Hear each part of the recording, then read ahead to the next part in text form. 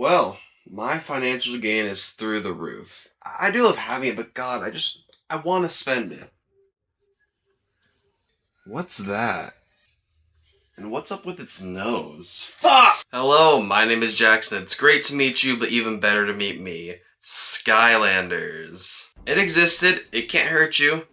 Yet. But it dominated the entertainment space from October of 2011 all the way until October of 2016.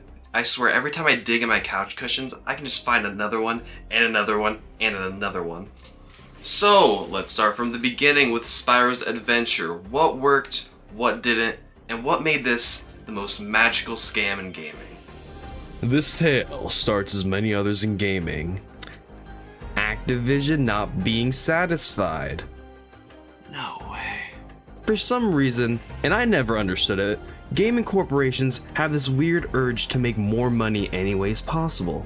Obviously nowadays you see examples everywhere in DLC expansion packs and the dirtiest in-game currencies. Fuck, I hate money. But also, especially back then, gamers and developers alike had an affinity for trying to cram real-world stuff into games. The Wii's whole gimmick was moving and pointing aggressively after all, but even predating that are things like Dance Dance Revolution and Guitar Hero, whose whole shtick is doing real-life things you could never imagine doing in real life. But also, those in-real-life accessories cost more than just a basic game by itself. So why not make a whole game built around that idea? Have cool things marketed towards kids that they don't really need, but I will literally die if I don't have them, Mom. So, Toys for Bob, a studio associated with Activision, pitched the idea, and to the races they went.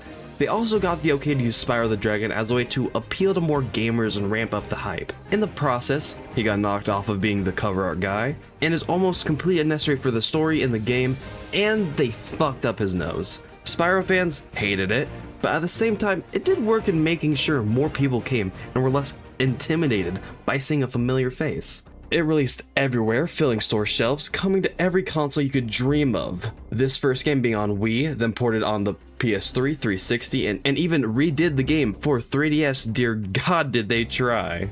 This idea, for as basic and money exploitative as it is, was soon going to become something else, something no one was expecting. But I do need to control myself. My bitch senses are going haywire, and if I don't control myself, I won't stop. So I'm gonna try and keep all my complaining for the end of the video.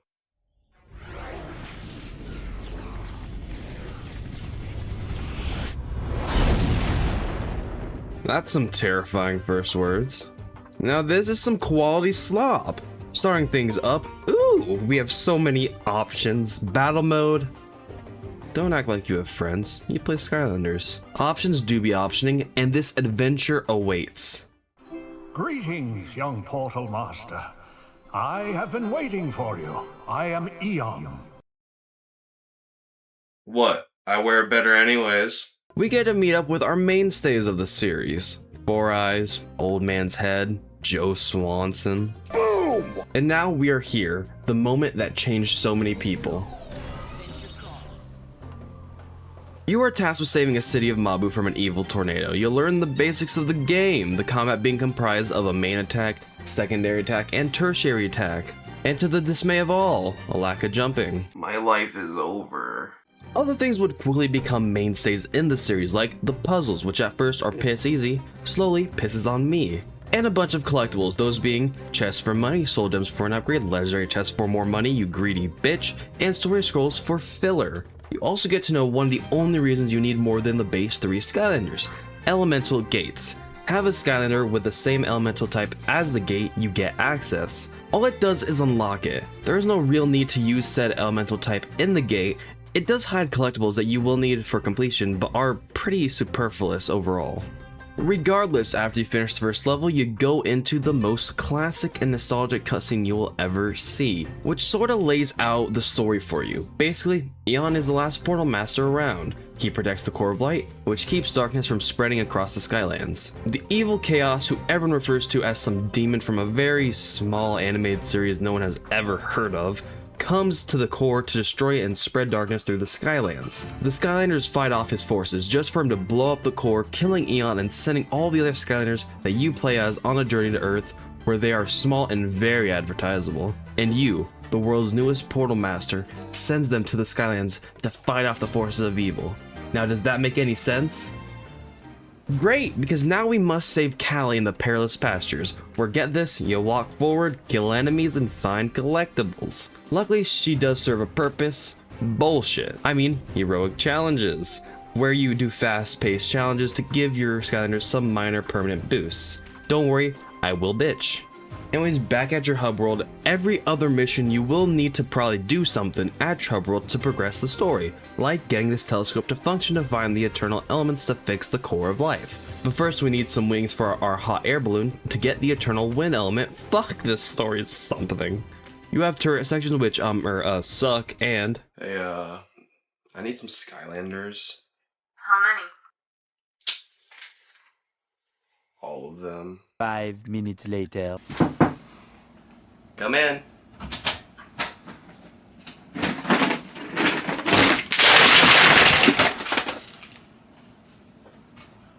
Thanks. that's right, the main starter pack isn't all we have here. There are also packs with other Skylanders. Single packs ran you a chill $7.99, 3 packs and adventure packs which include an all new mission and spell where it's $19.99 each. Now, were these disgusting, disturbing things worth $8 each? No, but there are cards. I can't lie though, there is something a little magical about these stupid things in their cases, all fresh and nice. Choking hazard. Joke's on you, I can't read. Anyways, play through the level, find a fairy for upgrading your Skylanders, and head out. The upgrading is pretty linear, but don't worry. I will be bitching. But for now, the big thing is that you unlock some base upgrades and learn your tertiary attack before choosing between a top or bottom path. Each path gives you upgrades for different parts of your kit before ending things off with the final Soul Gem upgrade, which you get from the corresponding Skylander Soul Gem. Shocker, right? The one thing I will say is that it is cool watching what are basically adds in the gameplay. The animations are crisp enough to be visually appealing, but still have that, cool little older charm you don't see anymore. Next level comes and goes, you get the Eternal Air Source, which plays another cool animation, and I will not lie, it is kind of cool to see you slowly rebuild this structure through your hard work, both in and out of the game. Same with the hub world, where cleverly more and more of it gets unlocked and changes as the story progresses, making everything feel impactful and purposeful. Oh yeah, locks. You will find these locks around the game, which are slow, stupid, and annoying. It's not really even challenging, it just makes me think, why? Because even if I do trip up, I will eventually solve it with the cost of more of my time on this earth. And this next mission is the best time to talk about racism. See, some Skylanders just can't swim, which makes water Skylanders neat for having this extra feature, and all winged Skylanders sad for having a waste of move slot. The only other time there is an interaction with this is that Earth Skylanders can mine rocks without a pickaxe. These are really interesting because of how it also makes you need certain Skylanders to just function, but these functions were quickly scrapped, probably so they didn't have to program around the fact that some Skylanders can move unlike others. So you fight, walk, and collect to save some fish people. The only cool part about this stage is some new enemies, things for puzzles, and a tank. I died in a game about walking, fighting, and collecting. Midlife crisis aside, you can die, and trust me, it will happen. But this game is weird with its usage of failing. Your Skylander needs to rest, which will happen if you A. restart, B. finish the level with other Skylanders, or C. wait 5 hours. Why on God's name is it 5 hours? Even 10 minutes would be kind of extreme, but hey, this game is pretty easy. Yes, some levels do spike in difficulty, but more or less, if you have a maxed out Skylander that's at least decent, you will walk through this game more or less. So back to fighting, walking, collecting for a sprout. Okay, I'm seeing a pattern here. Do it again for the Eternal Water Source, where we get our first boss fight against Chaos. Now these fights are pretty cool. He uses said element to spawn 3 minions, which are dark versions of your Skylanders. Intersperse are water spells, which do get progressively more challenging. I'll give this spell a nice 7 out of 10 difficulty. It's simple, but still keeps you on your toes with how much he throws at you. And before ending it off, you fight all 3 with less health. A pretty cool concept that I will accept seeing 4 times, because 5 would be just stupid. So guess what we did in the next mission for a Crystal Eye, and the next for the Earth element. Yes, we walked, we fought, and we collected. But we also had a cool new boss that's easy, that's it. But for the next 2 levels, focus on life, we did the exact same thing. Great! With another chaos fight with life element Skylanders, with a spell that's a straight 5 out of 10. Majority of the time it's easy, but with some sections that can start to get a bit dicey. Now I will highlight the next 3 levels, which are focused on the tech element, since in my humble opinion, this is some of the best levels in the game. The first focus on picking locks and finding a map to get around landmines. The second, mid-wartime, where you have to navigate hordes of enemies and transport bombs to barriers in order to recapture goo factories. Yes, I just used the words goo and factories together in a sentence. What is this game? Before ending it off with a chaotic but fun final level with another unique boss fight. That son of a bitch is also piss easy. And definitely not the last unique one in the game. I just love being wrong. And guess what the next 3 undead levels are about? Oh, I need a break from this game. What about those figures? I already commented on how cool the packaging is, but these figures are... Oh god, I can't show that. They aren't the prettiest peaches in the batch, that's for sure, but hey, some look cool.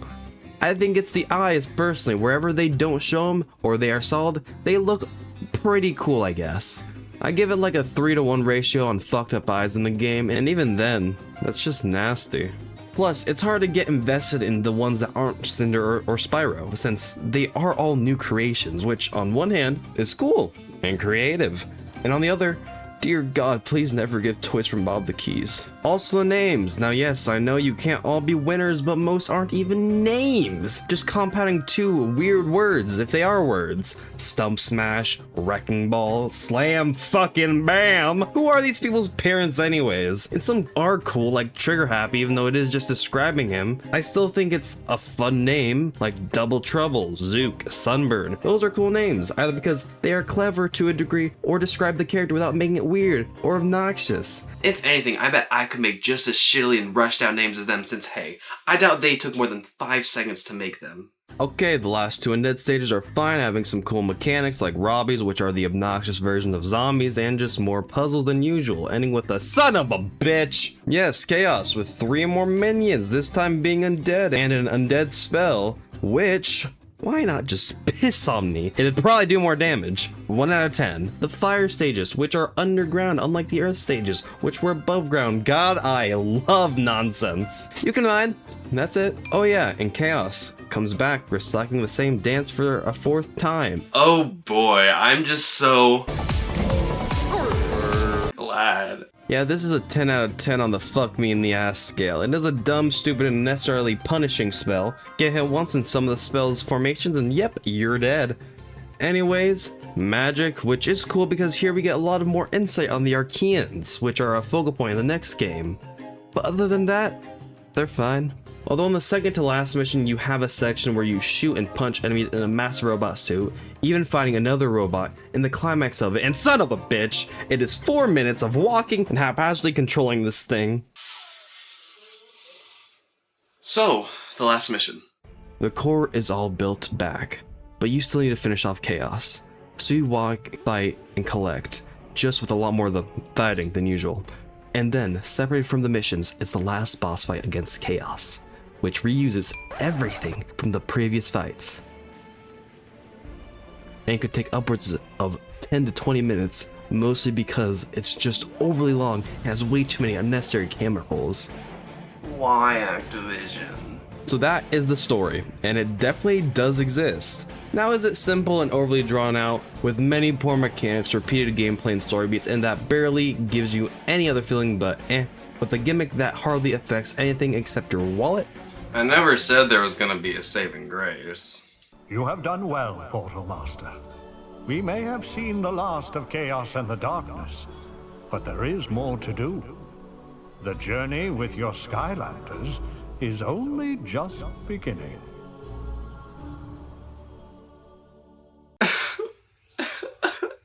Fine.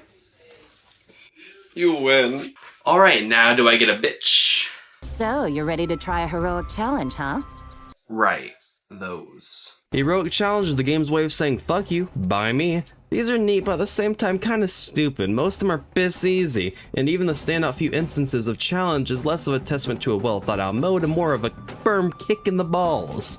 Plus there's this one, the Lightning Rod Challenge, where you physically can't complete after mission 20 because the reward doesn't spawn. So you have to go all the way to a different file where you aren't that far ahead just for some challenge that doesn't really matter, which this isn't even really widely known. Now to get all of them done, you have to complete each one of these 32 challenges for all 32 Skylanders. Now would I ever do that? Now there is one more thing this game has to offer that is pretty fun. Expansions, yes they are real and only hurt 1 out of 4 times. Pirate Seas over here is the first one where you have to save a town from pirates, but we all know what pirates are weak to. Davy Jones can kiss my ass. I'll be his ass any day I go fish. Yes, it is a cool concept having a little extra card game in here, but also kind of annoying. It feels superfluous, a cool gimmick, but come on, who really said, oh my god, I need this pack, the pirates fucking cheat. However, there is a cool section where you have to shoot out their base. Wow, I really just wasted a cool on this. Kingdom of Ice, or what I like to call it, fuck it, I'm cheating. See, Ghost Roaster is my favorite Skylander from the first game, and so is most of the undead Skylanders in the game franchise. Yes, I was one of them. And this level's thing is ice, which fucking reeks. But not for him, so yeah, fuck you, I cheat. To be honest, even though he isn't the best Skylander, these two took that honor right away. The speed and cheese he can deal out makes him the one I relied on the most while getting through the game's more challenging sections. Oh yeah, you shoot down a wall. Dragon Speak fucking stinks. The other two were inoffensive, fine. But this one is just dumb. I hate how they handle all the on-the-rail segments in this game already, but this game is a clear outlier of just stinking up the place. See, for one, you go to each island on this dragon's back, which is fine and all. However, they make you go through this stupid section each and every time, which is just piss easy and just waste my time. And 2, they have the audacity, the nerve to then fake me out with what looks like a cool boss fight, the first one in the game that's actually kind of sick. But then this stupid fuck perches down onto the throne of power and just ruins it because of the whole, I don't know, like kingly status, I don't know, stupid story shit. Or if I feel like breaking the game's fourth wall, the developers were too lazy to just give me one good boss fight. Although then we have the best level in the game. This game already works best when you are giving me puzzles to solve and making me think about what I am doing, since only God could find the depth that this game's combat isn't showing me. Basically, there is the living and the dead world, where you can switch them off and on with these switches. Yes, it is still easy, but it does make you think just a tad bit, and does make this level at least somewhat enjoyable. Plus, they added a boss fight. A piss easy boss fight, but still, I guess it's something. Out of the 4, the only good one is Cadaverous Crypt, and by good I mean, just like an outlier where I feel like, it's memorable to a degree. Pirate Seas and Kingdom of Ice are fine, inoffensive mostly, and there is no 4th, so that's it, we're done.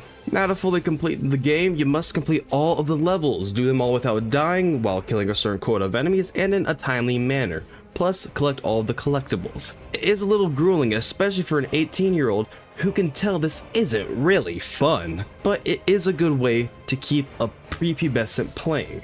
You also need to earn every accolade, aka this game needs you to collect all 32 Skylanders. Now yes, they give you a good reward with up to 300% extra XP, but it kinda still sucks that you keep this away from the players unless you spent $200 something to fully complete this game, and still not get the accolade for no goddamn reason. Now, as someone who has no business having an opinion on the Skylanders movesets, I will be ranking all of them from the very little experience that I have, which doesn't actually really matter either way. It'll get it's just a plastic figure rating of 1 to 3. 1 meaning I would rather wipe my ass with it than use them, 2 being pretty inoffensive, and 3 being I'd wipe its ass. Lightning Rod is a 1, I am still upset about that heroic challenge. Dynarang is a 2, I used him once. Drillbot is 3, no comment. Drill Sergeant 1, just not interesting. Hex 2, cool moveset, but too much wind up with her big move. Prison Break 1, I don't like using the walls. Terrafin 2, fun but not really great. Cinder 3, I like the dash and lightning. Whamshell 1, too clunky. Boomer 3, I like the arc. Whirlwind 3, I fear her fans. Wrecking Ball 1, this thing just makes me sad. Sunburn 1, for only ever 1 figure, loser. Sonic Boom 2, for 2 babies. Grill Grunt 1, because I hate how many figures he has. Sub Smash 3, the smash can accept no lower. Camo 2, fun but he can't move well with his kit. Triggery 2, god his health makes him impossible on the late stages. Warnado 2, just because I like his movement. Spyro 3, for the culture. Zook 3, because he's just plain fun. Double Trouble 1, ooga booga goddamn boo. Voodoo 1, just not interesting or fun. Stealth Elf 3, she is a badass. Bash 3, all you need to know is bonk. Zap 2, I like the movement, man. Eruptor 1, too clunky. Chop Chop 2, just an offensive character overall. Slam Bam 2, his parents are still goddamn dicks. Flameslinger 3, I love drawing circles. Igniter 1, never really cared for him. Ghost Racer 3, he was perfect. Perfect, down to every minute detail. And before I bitch, there is a few more things I would like to highlight before I get to that. Like spells. They do exist and give a small effect for a limited time, like damaging enemies or speeding you up. Minis, which do nothing, and I mean philosophers are still trying to figure out this one. And variants, I have none for Spyros, but they changed the name and their color. Just take it all, Activision, I beg of you. There are also chase variants that have a different material or base look entirely. I do have one, and yes, it is dumb. These don't even switch up the look, which is just lame. But hey, that well is huge, since between cheap and expensive chase variants, employee exclusive chase variants, and all the other types of stupid worthless figures, trust me, there's a lot keeping down the population right now. And now, the many shortcomings of this game. And trust me, there are many. I won't really be talking too much about the performance bugs and whatnot that the game may have entailed while I played, because the game was made for Wii, then ported over to PS3 and Xbox 360. And fuck me, I don't have a Wii. Skylanders. Hideous, weirdly named Skylanders.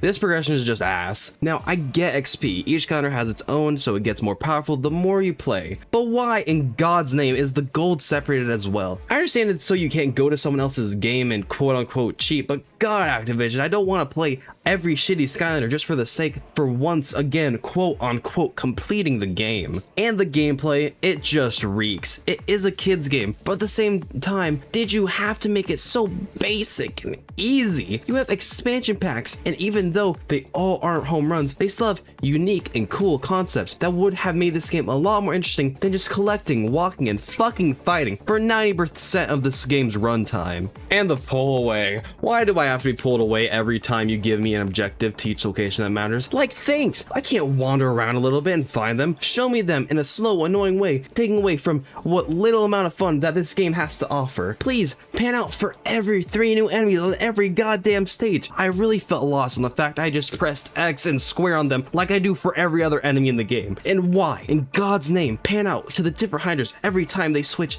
in the final boss? Speaking of which, why in God's name is every boss that isn't Chaos piss easy? And why are all 5 encounters the same, especially for the final big fight, which shouldn't just be the same spells and minions we are used to by now?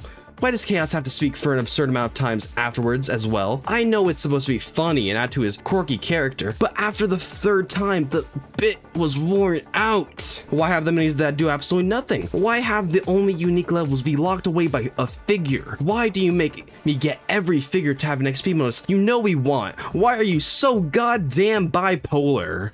And by that, I mean, for every bad thing that there is also an absurd amount of detail and care for this game that they didn't really need to do, but still did. They didn't need to make every Skylander visually distinct and well done. They didn't have to give us branching paths or unique kits for each of them. They didn't have to make crisp animation for every major point in the game, but they knew it would make our child minds race. They didn't need to give us so much exposition and care to the story. They could have just told a story and been done with it, no questions asked. Every unique enemy, puzzle, challenge, they all feel like they were made out of passion, as if they wanted to show you this world. The word that comes to mind when describing this game would definitely be magical. This franchise meant a lot to me when I was younger.